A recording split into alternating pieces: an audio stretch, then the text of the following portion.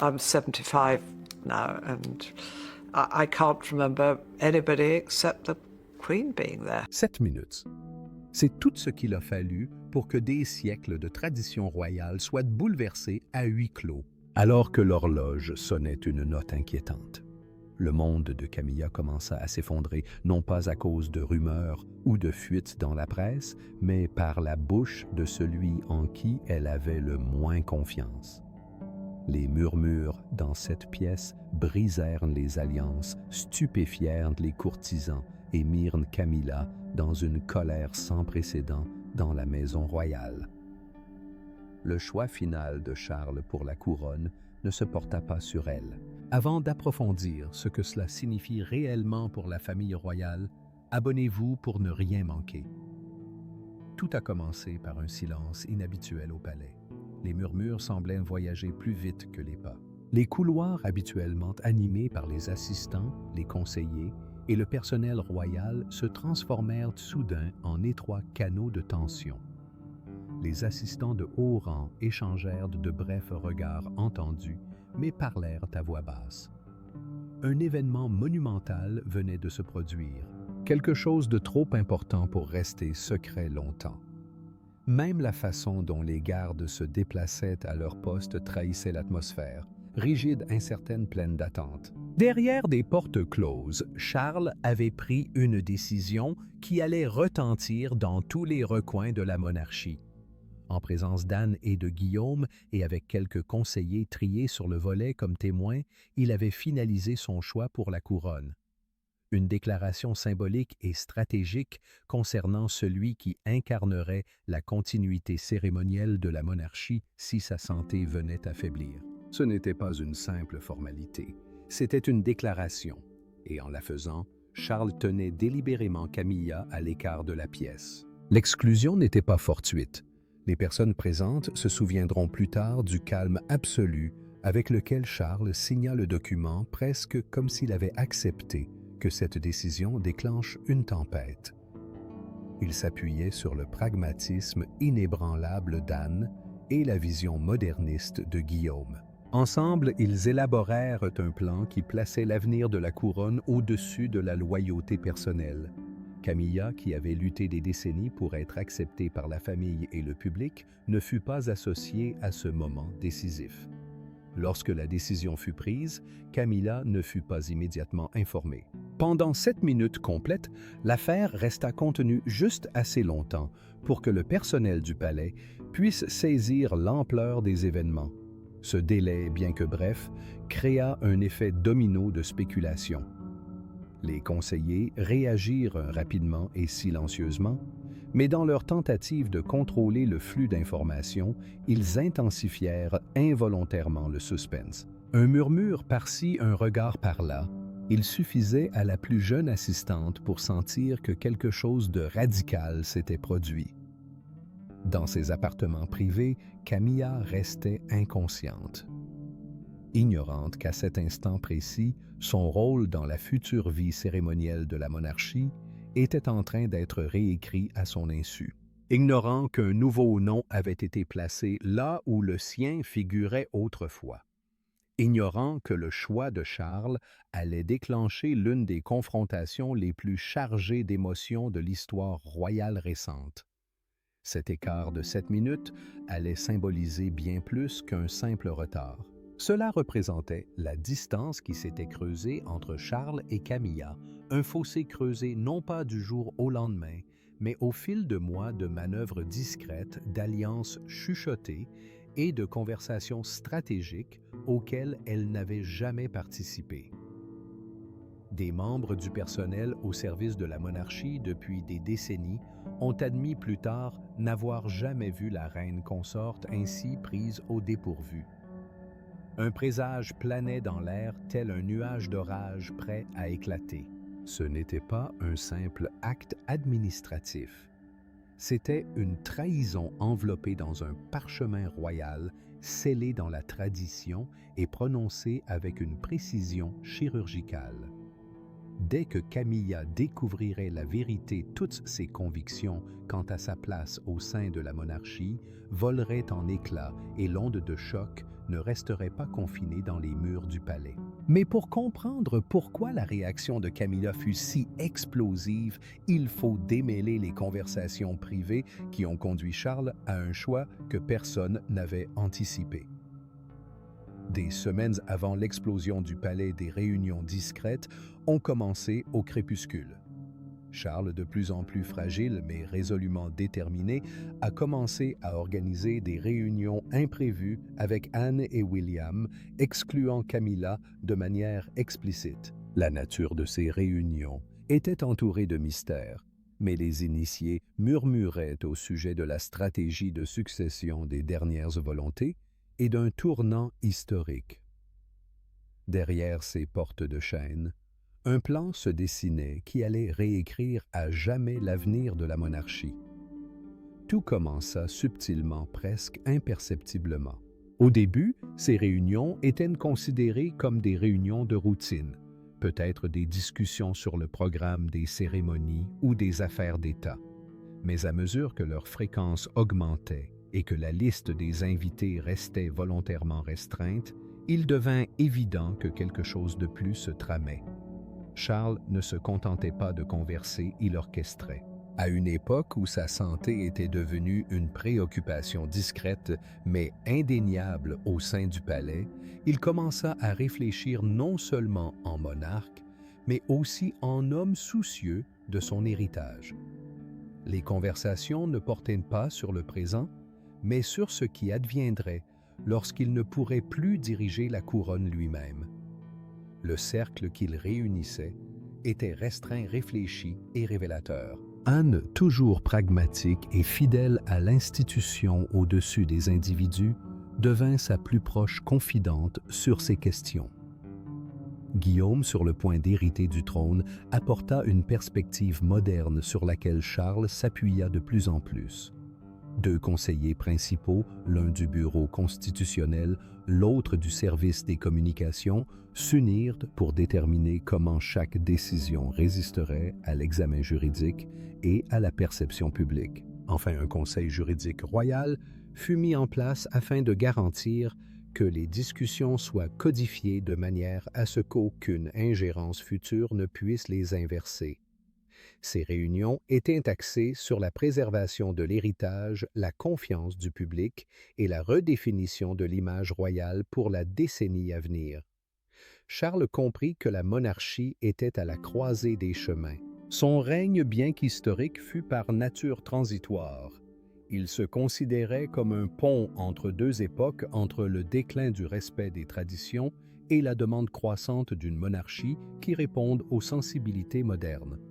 Lors de ces rencontres, les discussions abordèrent des questions qui ébranlèrent les fondements même des attentes royales. La tradition doit-elle dicter l'avenir? Ou la prospective stratégique doit-elle le remodeler entièrement? C'est là que les rumeurs d'une couronne moderne ont émergé, non pas un rejet de l'héritage, mais un rééquilibrage.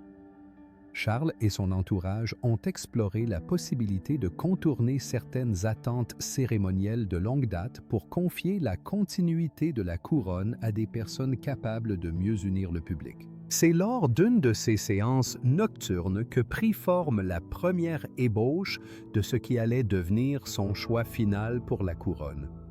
Un concept qui allait marginaliser Camilla d'une manière qu'elle n'aurait jamais pu imaginer. Ces réunions n'étaient pas brèves. Elles se prolongeaient jusqu'à tard dans la nuit. Leurs ordres du jour étaient volontairement tenus à l'écart des registres officiels. Leurs collaborateurs de confiance étaient tenus au silence. Les portes étaient plus étroitement surveillées et chaque conversation était traitée comme un secret d'État. Ceux qui ont aperçu le groupe partir ont décrit une atmosphère de gravité comme si des décisions d'une portée extraordinaire avaient été prises à huis clos.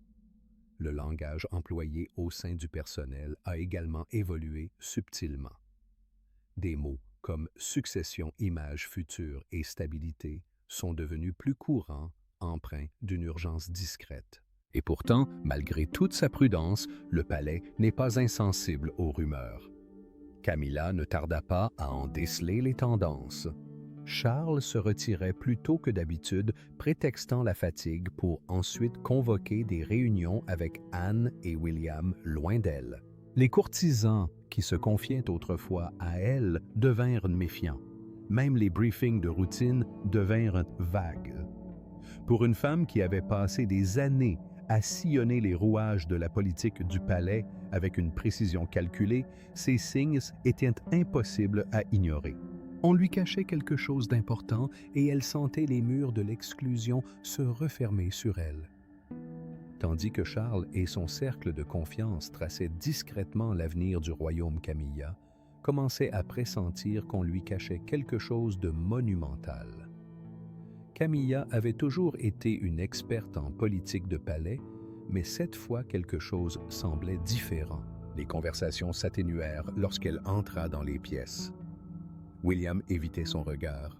Anne, habituellement stoïque, lui offrait des réponses brèves. Même Charles s'éloignait, se retirant derrière des portes closes. Un léger froid glacial s'installait et l'instinct de Camilla hurlait.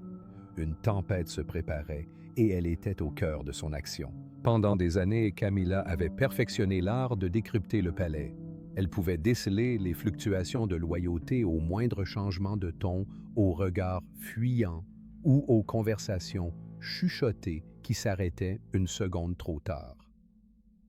Mais aujourd'hui, ces subtils changements sont devenus des signaux criants. Les courtisans qui l'accueillaient autrefois avec chaleur se comportaient désormais comme s'ils gardaient des secrets. Les conversations se changèrent en silence dès son apparition, laissant un vide lourd de tension inexprimée. Même le rythme de la vie au palais semblait perturbé. Les réunions officielles furent soudainement programmées à des heures indues, et l'agenda privé de Charles lui devint inaccessible comme jamais auparavant. Ce qui la perturbait le plus, c'était Charles lui-même. Autrefois son confident dans toutes ses manœuvres politiques, il évitait désormais les discussions sensibles avec une précision presque calculée. Lorsqu'elle l'interrogeait sur des questions de succession ou d'organisation cérémonielle, il se montrait évasif, changeant de sujet avec un calme mesuré qui ne faisait qu'accroître ses soupçons. Ce n'était pas le comportement d'un roi distrait, c'était celui d'un homme portant un secret trop lourd à partager. Pour une femme qui avait enduré des décennies de surveillance publique et était devenue reine consort, cette exclusion soudaine était à la fois un avertissement et une trahison. Le rôle d'Anne dans ce malaise grandissant ne pouvait être ignoré. Sa présence auprès de Charles s'était intensifiée, son influence s'étendant discrètement en coulisses. Autrefois respectée par Camilla pour sa distance stoïque, Anne semblait désormais au cœur des discussions auxquelles Camilla n'était pas invitée. Chaque fois qu'elles se croisaient, les réponses d'Anne étaient saccadées, presque répétées, comme si elle retenait délibérément des informations. Ce n'était pas de l'hostilité, c'était du contrôle. Et Camilla, qui se targuait de décrypter les dynamiques de pouvoir, a reconnu un cercle de plus en plus étroit dont elle ne faisait plus partie. Hors des murs du palais, les médias ont commencé à capter des changements subtils. Les apparitions publiques ont été soigneusement chorégraphiées pour mettre en avant Anne et William aux côtés de Charles, tandis que le rôle de Camilla s'est atténué. Les commentateurs ont spéculé sur des rumeurs de succession et des réajustements d'héritage. Bien qu'aucune accusation directe n'ait été formulée, le ton de la couverture médiatique est passé de la célébration à l'analyse, comme si les journalistes pressentaient un changement monumental sous la surface. Camilla a suivi cette couverture attentivement consciente que les récits publics reflétaient souvent des vérités privées. Dans cet isolement croissant, Camilla se tourna vers les quelques assistants en qui elle avait encore confiance. Lors d'une conversation particulièrement tendue, elle le laissa entendre avec une fureur sourde « Je ne me laisserai plus humilier ».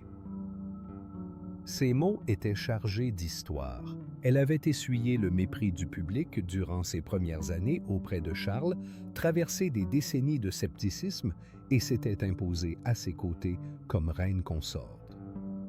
L'idée qu'après tout cela, elle puisse être écartée par une manœuvre stratégique était impensable. Et pourtant, tout indiquait qu'une décision avait été prise sans son avis. Son intuition aiguisée par des années de survie dans un environnement impitoyable lui disait la vérité. Quelque chose se tramait au plus profond du cœur de Windsor.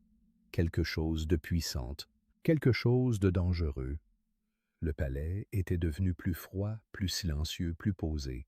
Elle sentait la tempête se resserrer autour d'elle comme une couronne d'épines. Son malaise était justifié car au plus profond de Windsor, Charles avait déjà pris une décision qui allait stupéfier la monarchie. Dans une chambre silencieuse et sous haute sécurité, Charles signa un document royal qui allait redéfinir l'avenir de la monarchie. Ce n'était pas un testament. Ce n'était pas une note de politique. C'était son choix final concernant la couronne. Une déclaration personnelle et juridiquement contraignante concernant l'héritier de l'héritage cérémoniel de la couronne s'il devenait incapable. Et d'un geste ample, il contourna la femme qui l'avait soutenu pendant des décennies, la reine Camilla.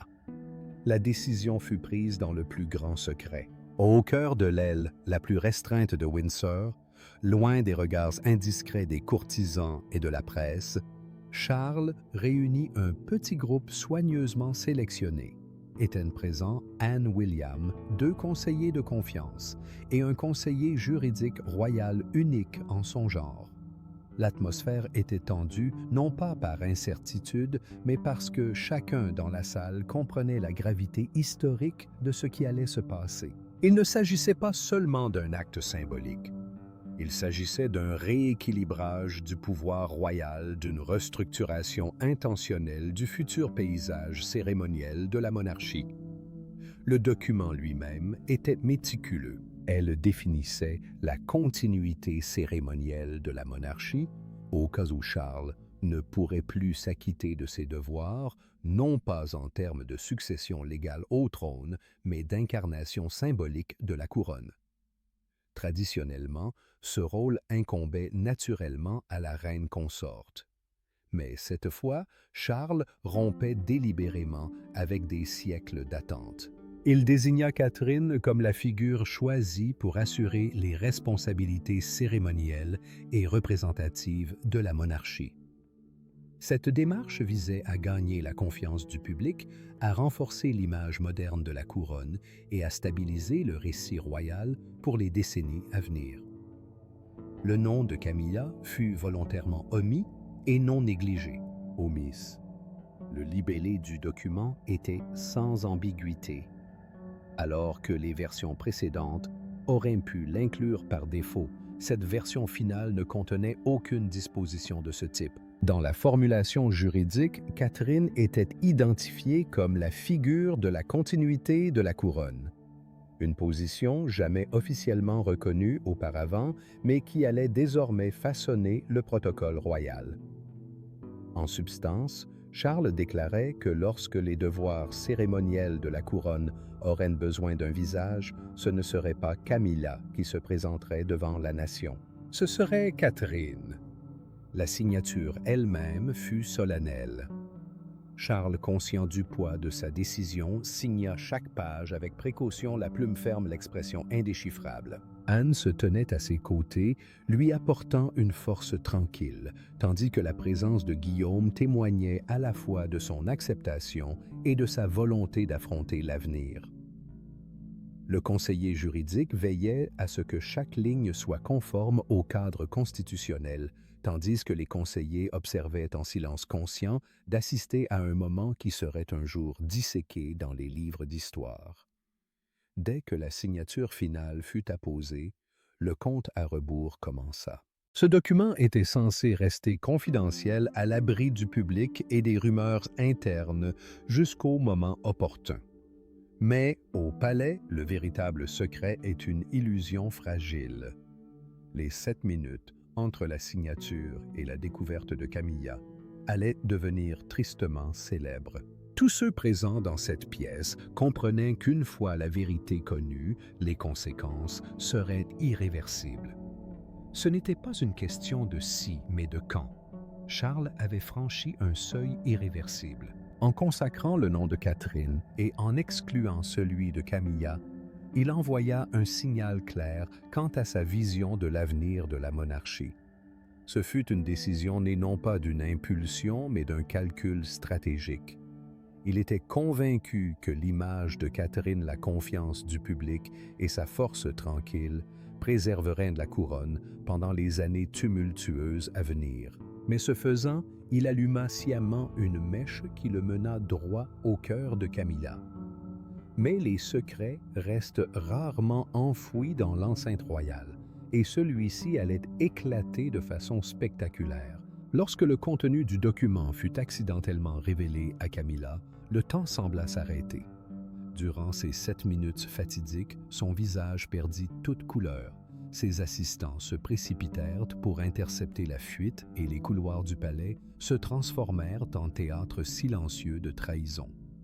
Ce qu'elle lut ne fut pas seulement un affront, c'était une détrône publique imminente. Le choix final de Charles pour la couronne l'avait complètement écarté et la fureur de la reine consort était fulgurante. Tout avait commencé par une simple erreur administrative. Ou peut-être, comme certains conseillers l'ont murmuré plus tard, par un coup du sort. Une enveloppe scellée destinée à l'assistante personnelle d'Anne fut livrée par erreur au bureau personnel de Camilla. Normalement, de telles erreurs étaient rapidement corrigées avant qu'elles ne causent des dommages. Mais cet après-midi-là, l'enveloppe mal acheminée passa inaperçue jusqu'à ce qu'il soit trop tard. Curieuse, Camilla l'ouvrit s'attendant à un briefing ou à un programme de cérémonie. Au lieu de cela, elle se retrouva face au mot du choix final de Charles pour la couronne. Et en un instant, toutes ses convictions concernant son avenir furent anéanties. Sa réaction fut immédiate et viscérale. Des témoins l'ont décrite comme tremblante de fureur. Ses mains tremblaient non pas de peur, mais d'une sorte de rage froide qui semblait glacer l'air autour d'elle. Au cours de décennies de manœuvres au palais, Camilla avait été confrontée à des scandales, des accusations et au mépris public. Mais rien ne l'avait préparée à cela, la prise de conscience d'avoir été délibérément exclue de la décision la plus importante du règne de Charles. Il ne s'agissait pas d'une mise à l'écart discrète. C'était un effacement structuré, signé et scellé derrière son dos. En quelques minutes, la panique gagna le palais. Les cadres supérieurs se sont empressés de maîtriser la situation, imaginant les pires scénarios. Si Camilla affrontait Charles en public, les répercussions seraient catastrophiques. La presse, déjà à l'affût de toute tension royale, pouvait s'emparer d'un seul mot déplacé. Les conseillers se précipitèrent pour l'intercepter, mais Camilla réagit promptement, sa fureur prenant le pas sur le protocole. Elle traversa les couloirs du palais en trombe, ignorant les visages surpris et les avertissements étouffés, exigeant de savoir où se trouvait Charles. Elle le trouva dans son bureau privé, la pièce même où le document avait été conçu des semaines plus tôt. La confrontation qui s'ensuivit allait entrer dans la légende du palais. Charles, stupéfait, leva les yeux et découvrit Camilla debout devant lui, une enveloppe à la main, les yeux brillants d'incrédulité et de colère. Pendant un instant, aucun des deux ne parla. Le silence entre eux était pesant, des décennies d'histoire commune se heurtant à une trahison trop profonde pour être exprimée. Puis, comme un barrage qui se rompt, les accusations se déversèrent. Camilla exigea des réponses. Elle remettait en question sa loyauté, son jugement, sa volonté de renoncer à tout ce qu'ils avaient bâti ensemble. Elle lui rappelait les sacrifices qu'elle avait consentis pour rester à ses côtés, malgré des années de scandales et de surveillance publique.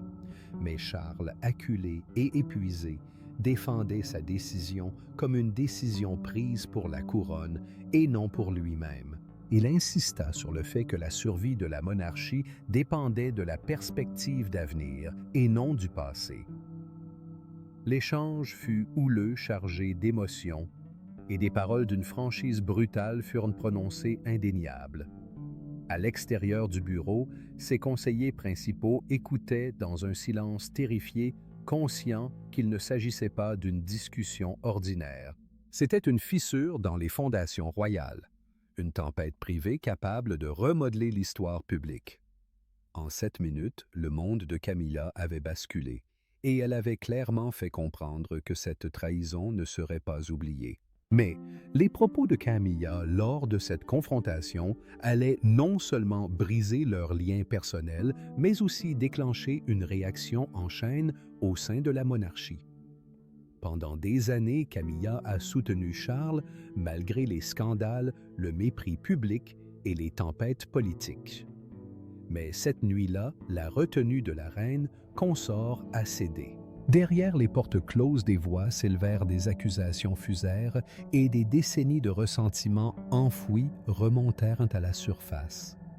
Après tout, aurait-elle crié « Tu l'as choisi ». À cet instant, Camilla n'était pas seulement une membre de la famille royale, c'était une femme trahie. La confrontation qui s'ensuivit ne ressemblait à rien de ce que le palais avait connu auparavant. Tout le décorum soigneusement entretenu, la façade publique impeccable des décennies de patience stratégique s'effondrèrent en quelques minutes. Camilla, qui avait résisté aux attaques incessantes de la presse et gagné sa position à force d'endurance, se retrouva face à l'homme qu'elle avait soutenu à chaque instant pour finalement réaliser qu'il avait tracé une ligne dans le sable sans elle. Elle rappela à Charles le pacte qu'ils avaient conclu avant le couronnement, une entente tacite selon laquelle, quelles que soient les tempêtes qui les attendaient, ils les affronteraient d'un front uni. Pour elle, ce document ne concernait pas seulement la succession. C'était une trahison de confiance. Sa voix, empreinte d'émotion, transperça les murs du bureau, tandis qu'elle l'accusait de saper tout ce qu'ils avaient bâti ensemble. Elle évoqua les années passées dans l'ombre, les années de diffamation, la lente ascension vers l'acceptation publique. Elle lui rappela que c'était elle qui l'avait soutenu dans les moments de doute, qui avait résisté aux manchettes les plus virulentes et qui s'était tenue à ses côtés en tant que reine consort lorsque le monde remettait en question leur légitimité. Et maintenant, après tout cela, il avait choisi quelqu'un d'autre pour porter le flambeau symbolique de la couronne. Charles ne réagit pas avec colère. Il répondit avec une froide résolution. Il défendit sa décision non pas en tant qu'époux, mais en tant que roi. Ses paroles étaient réfléchies, mesurées, presque distantes. Il expliquait que ce choix n'était pas une question d'affection ou de loyauté. Il en allait de la survie même de la monarchie. La couronne, affirmait-il, avait besoin de quelqu'un capable d'incarner à part égale stabilité et modernité. La confiance du public en Catherine, son image et sa popularité avaient fait d'elle le choix évident dans un monde où la perception l'emportait souvent sur la tradition. Mais la mention du nom de Catherine était comme un remue-ménage. Camilla réalisa avec une douloureuse clarté qu'elle n'avait pas seulement été ignorée, mais symboliquement remplacée. La présence de Catherine planait discrètement depuis des années, mais cette fois, c'était différent. C'était officiel. C'était irréversible. L'avenir de la couronne serait incarné non par la femme qui avait soutenu Charles pendant des décennies, mais par celle que le monde adorait. Pour Camilla, ce n'était pas une simple manœuvre politique. Ce fut une véritable dépossession personnelle. À leur insu, Anne aurait entendu des bribes de cet échange houleux alors qu'elle traversait le couloir. Elle n'intervint pas, mais le poids de ce qu'elle entendit résonna dans tout le palais. Les conseillers de haut rang se tenaient également à proximité dans un silence tendu, conscients qu'il ne s'agissait pas simplement d'un désaccord conjugal. C'est à ce moment-là que les divisions internes du palais se sont ouvertes. La dispute atteignit son paroxysme lorsque Charles, visiblement épuisé mais inébranlable, mit fin à la confrontation par une simple phrase. La couronne doit perdurer. Les mots flottaient dans l'air définitif et absolu. Ce n'était pas une supplication. Ce n'étaient pas des excuses. C'était une déclaration affirmant que l'institution passait avant tout même la femme pour laquelle il s'était tant battu. Mais Camilla n'allait pas se retirer sans réagir. Ses prochaines actions allaient ébranler le palais jusqu'en ses fondements. Alors que la nouvelle de l'emportement de Camilla se répandait dans les couloirs du palais, la maison royale se fracassa. Le personnel chuchotait à propos de son camp. Les hauts courtisans commencèrent à se ranger discrètement du côté du roi ou de celui de Camille. Pour la première fois depuis le couronnement de Charles, la monarchie semblait instable de l'intérieur et chaque faction se préparait à une confrontation. La confrontation entre Charles et Camille, autrefois confinée au secret du cabinet royal, ne pouvait rester cachée bien longtemps. Des voix s'élevèrent des accusations, et le bruit indéniable d'un lien privé brisé commencèrent à filtrer dans l'écosystème étroitement contrôlé de Windsor. Les assistants, qui avaient entendu des bribes de leurs échanges, commencèrent à chuchoter à leurs collègues les plus proches. En quelques heures, ces murmures se transformèrent en une véritable fracture interne. Le palais, qui avait prospéré pendant des décennies grâce à la discrétion et à l'unité de son message, se trouva soudain divisé en factions. Pour certains, la loyauté envers la couronne et par extension envers la vision de Charles était absolue.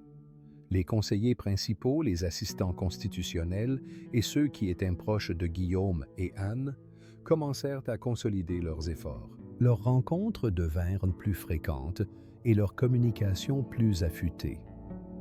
Ils percevaient la décision de Charles comme un leadership décisif nécessaire pour assurer la survie de la monarchie dans une période de confiance publique fragile. Guillaume et Anne, autrefois séparés par des différences générationnelles et des approches divergentes, présentaient désormais un front uni. Ensemble, ils resserrèrent leur contrôle sur la planification des cérémonies et la stratégie médiatique, garantissant ainsi que la vision du roi d'une couronne moderne et stable soit mise en œuvre sans hésitation. Mais Camilla n'était pas sans influence. Au fil des ans, elle avait cultivé un réseau de fidèles au sein du palais des individus dont la carrière avait prospéré sous son patronage. Parmi eux figuraient des cadres supérieurs de la maison, des membres choisis de son cabinet et des alliés au sein d'organisations caritatives clés. Discrètement, elle commença à tendre la main, ralliant ceux qui se sentaient ignorés ou sous-estimés par le cercle intime de Charles.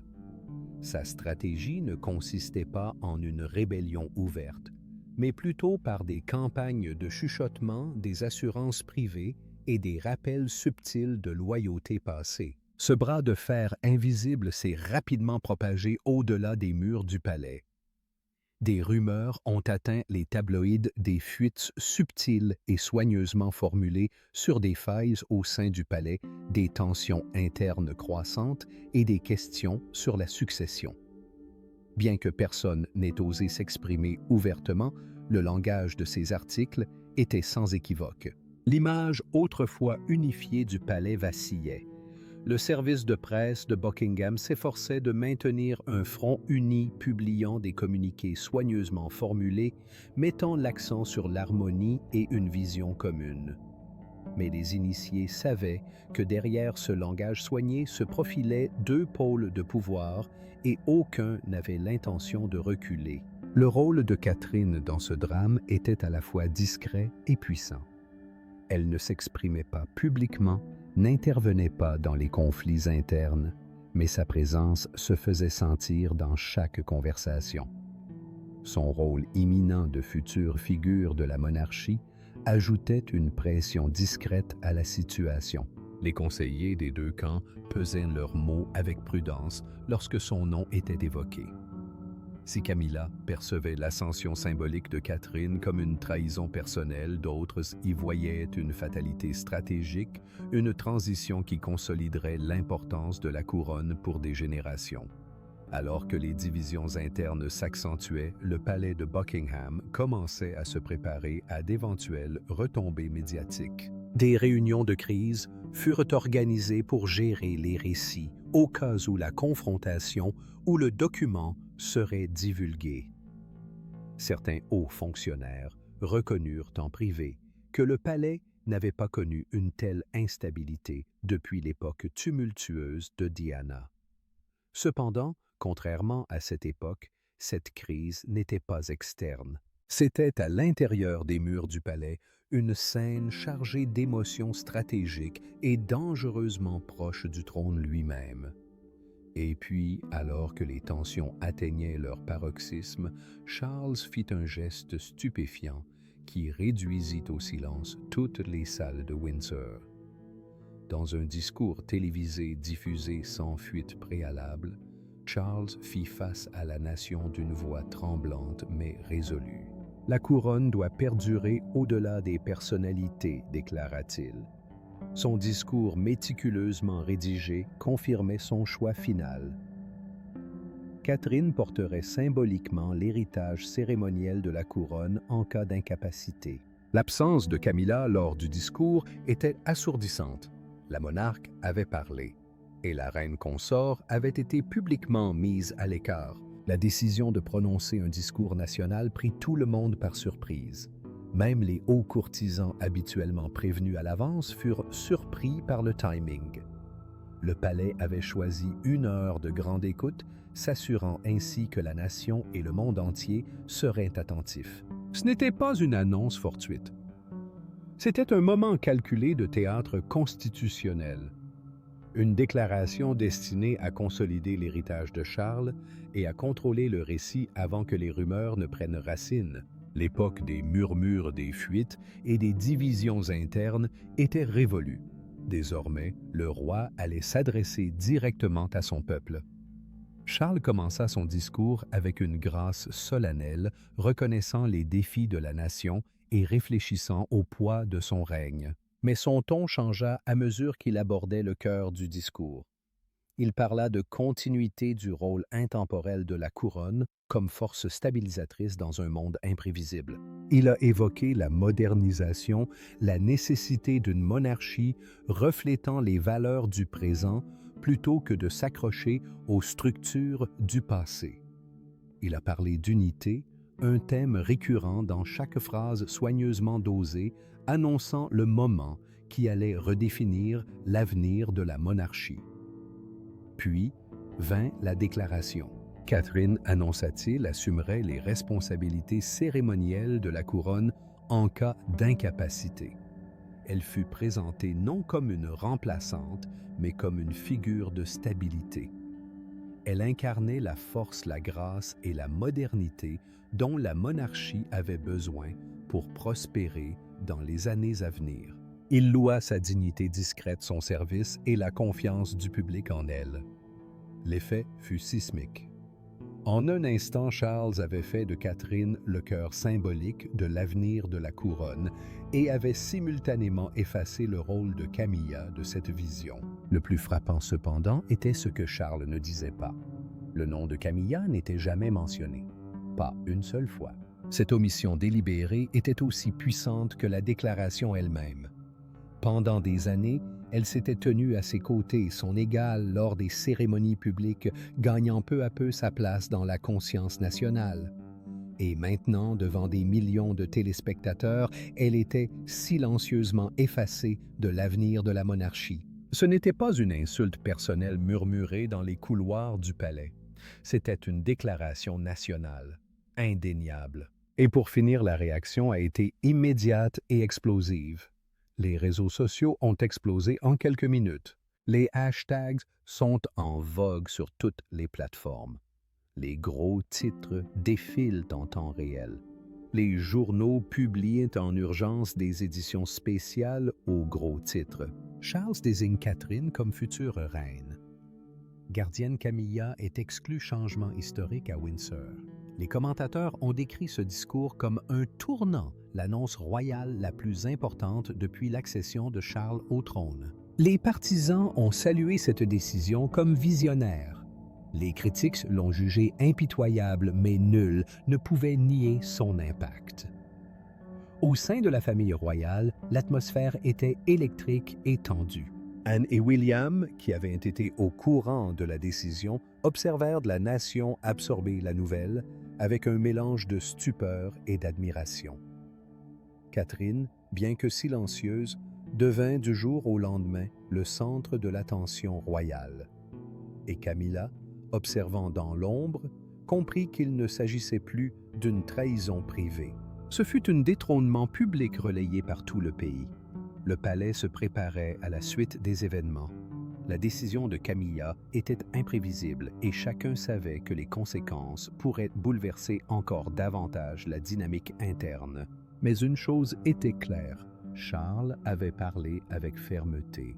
Il avait privilégié l'héritage à la loyauté, l'image à l'intimité et l'histoire au sentimentalisme. Et dans le calme qui suivit le discours, une nouvelle ère commença non sans un ultime rebondissement qui laissa Camilla isolée et stupéfaite.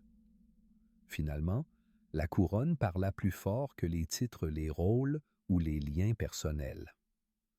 La fureur de Camilla résonna dans les couloirs vides, mais la décision resta inébranlable. Charles avait privilégié l'héritage à la loyauté. Catherine avait été couronnée en esprit devant la nation et la reine consort, autrefois inébranlable, se retrouva face à un avenir où elle ne serait plus l'élue de la couronne. Les suites du discours de Charles se déroulèrent comme une vague lente et inéluctable. Camilla, autrefois présente aux côtés du roi, commença à se retirer des apparitions publiques. Les explications officielles évoquaient le repos, le temps libre et la nécessité de se concentrer sur des affaires privées, mais peu furent convaincus. Les proches du palais comprirent la vérité. Ce retrait n'était pas un choix. Ce fut une retraite stratégique née du choc et d'une fierté blessée. Elle avait été prise au dépourvu d'abord en privé, puis en public. Et les murs qui retenaient autrefois son influence résonnaient désormais de son absence. À sa place, William et Catherine commencèrent à s'avancer avec une autorité discrète mais indéniable. Leur présence aux cérémonies royales s'est accrue. Leurs rôles se sont étendus subtilement, mais incontestablement. Les engagements publics autrefois réservés à Charles et Camilla sont devenus des scènes pour les futurs rois et reines. Leurs moindres faits et gestes étaient scrutés, loués et amplifiés. Pour la nation, cette transition apparut harmonieuse, presque naturelle, comme si la couronne elle-même avait toujours voulu ce changement. Mais sous cette apparence polie se cachait le naufrage émotionnel d'une femme qui se retrouvait soudain exclue de l'institution qu'elle avait tenté de revendiquer pendant des décennies. Anne apparut comme le stabilisateur silencieux. Son influence déjà renforcée lors des préparatifs privés de Charles devint cruciale pour maintenir l'ordre au palais. Elle travailla sans relâche pour que la loyauté du personnel ne se fissure pas davantage et que la machine royale continue de fonctionner sans heurts malgré les bouleversements émotionnels en coulisses. Pourtant, en privé même, Anne avoua à ses proches collaborateurs que le fossé entre Charles et Camilla pourrait ne jamais se refermer complètement. Trop de paroles avaient été dites, trop de décisions avaient été prises sans elle. Et une fois que la couronne a parlé, impossible de revenir sur son décret. Le discours public prit rapidement forme, porté par la ferveur médiatique et le pouvoir du symbolisme. Catherine fut célébrée non seulement comme la princesse de Galles, mais aussi comme l'avenir de la couronne.